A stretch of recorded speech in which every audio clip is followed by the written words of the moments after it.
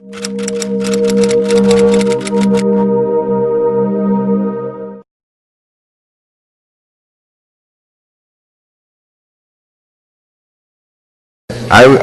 visited Mexico in the fall of 1970 for 2 weeks, right before I made Aliyah from the United States to Israel. Why did you make Aliyah? Why? Why? Because I think it's important for Jews to live in Israel, and I wanted to live in a Jewish country, and I don't regret it for a minute. Really? Why? Why you don't regret it? Because I think that living in Israel gives life an extra special meaning and value. And how did you start hunting Nazis? Wow, that's a long story. You should read my book. Okay? I will buy it in a minute, yes. Okay, I was a graduate student at the Hebrew University in Holocaust Studies. And in 1970... Where? In Hebrew University in Jerusalem. Yes, okay. And 1978, I was looking for a way to go to the United States to find material to finish my doctorate, which was on rescue efforts by Orthodox rabbis in the United States to try and save Jews in Europe. And at that time, the Simon Wiesenthal Center just opened, and Rabbi Haya, who founded the Wiesenthal Center, was looking for an academic director. And he came and offered me the job. So I went to the States for 2 years, and during those 2 years, two things happened. One is that I met Simon Wiesenthal, and I learned more about him, and I got to know him. And the other is that the United States started prosecuting Nazi war criminals that were found in the United States, and they asked for the help of the Wiesenthal Center in trying to help encourage survivors to testify and to help what was called the Office of Special Investigations. And I had very good contacts with them, so before I went back to Israel, I suggested to them that I work for them in Israel. And I began on a 2-month contract, and I worked for them, ultimately I worked for them for 6 years. And at the end of that time, or towards the end of that time, I was given an assignment in a case relating to Joseph Mengele. And what happened was that I found a way to find the escape routes of hundreds, ultimately thousands of Nazi war criminals by cross-checking, cross-referencing information from the Red Cross on refugees with information on Nazi war criminals. It was a new method? A new method, never used before. And the thing was that I was working for the American government, and the American government was only interested in those who went to America. But I found people went to Australia, people went to Canada, and those countries hadn't yet made up their minds whether or not they even wanted to prosecute. I found, in other words, ultimately New Zealand and England and Sweden, and I felt that the most important thing at that point was to convince other countries to decide to bring these people to justice. So I suggested to the Wiesenthal Center that they open an office in Jerusalem, and we start churning out these lists of suspects, and all the rest is history. People ask me, how do I do my job? So I say I'm 1/3 detective, 1/3 historian, and 1/3 political lobbyist. In other words, there are 3 different elements to the work that I do. I have to find the Nazis, have to find evidence against them, and very often, in many cases, I have to try and convince countries that don't want to prosecute them to bring them to justice.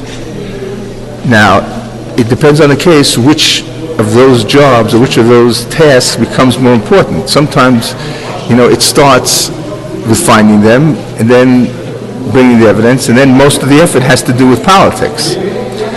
But you have to remember one thing, and this is very important, that the Wiesenthal Center is an NGO, is a non-governmental organization, and we can't prosecute anybody.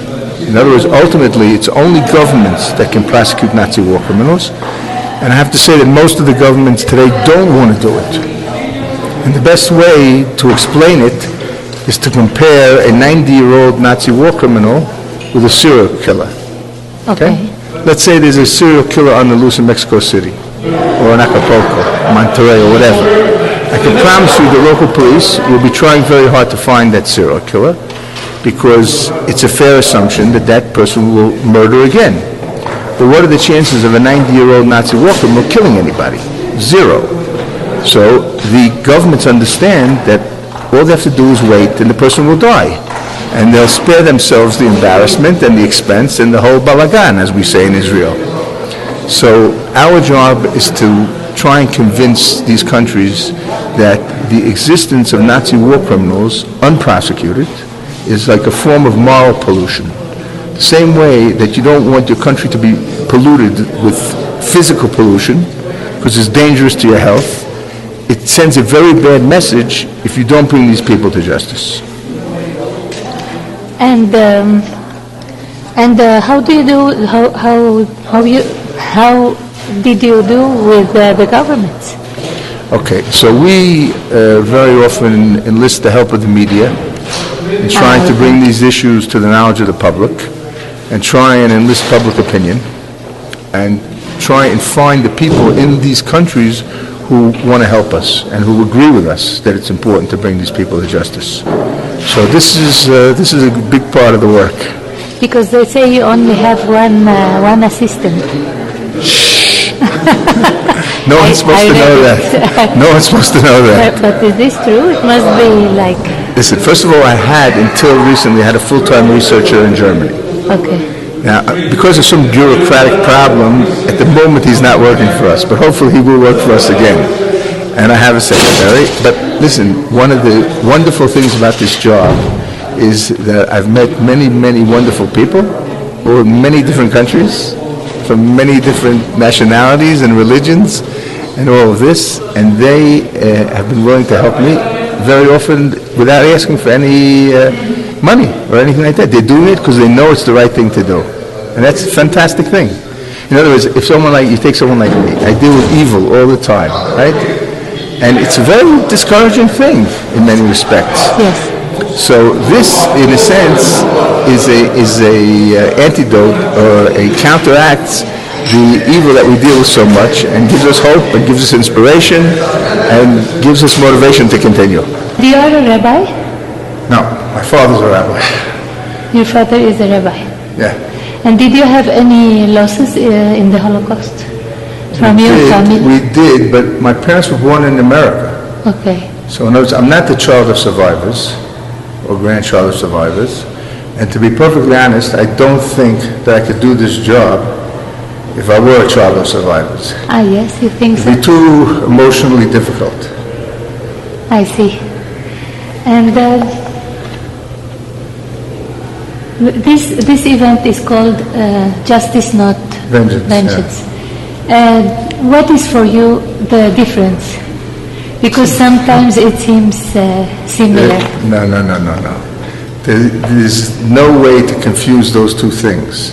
Vengeance is when someone takes the law into their own hands and wants to punish someone without a trial, with no legal process. Whereas justice brings a person to court, where this person appears before judges or juries, depending on the country, and they're able to defend themselves.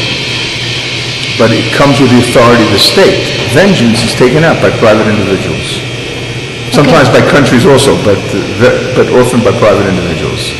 What do you think that in the Bible it says an eye for an eye and a tooth for a tooth? Okay, so you're an intelligent Jewish woman, and you should know that already when the Bible was written, our rabbis explained that an eye for an eye means monetary compensation. It doesn't mean taking someone's eye out.